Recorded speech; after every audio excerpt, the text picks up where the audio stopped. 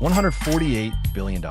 That's how much one country just spent on computers. Not hospitals, not roads, not even oil. And they're not done. This is the story of how a desert nation with barely 10 million people is quietly trying to outbuild the US and China in the most important tech race in history. Since 2024, the UAE has poured $148 billion into artificial intelligence, more than most countries' entire annual budgets. AI is now the biggest investment in this country's history. Bigger than oil, bigger than real estate. Here's where it gets wild. A project called Stargate UAE, built with G42, OpenAI, Oracle, and NVIDIA, goes live in 2026, running on the most advanced chips on the planet.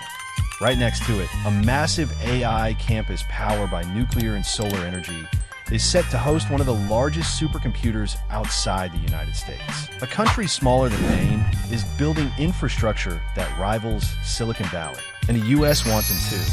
After a 2025 Gulf tour, America and the UAE signed over $200 billion in AI deals. Microsoft had already invested $1.5 billion just to access this country's computing power. One of the biggest tech companies on Earth needed a seat at their table.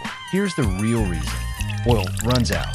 So while the world debates chatbots, this country is quietly rebuilding its entire economy before the oil money disappears. AI alone could add nearly $100 billion to their GDP within a few years. So here's the question nobody's asking. While the US and China fight over who controls AI, what happens when a third player has already bought a seat at the table? This country didn't strike oil this time. They struck the next trillion-dollar industry on purpose. If this opened your eyes even a little, subscribe, because this race just got a third contender.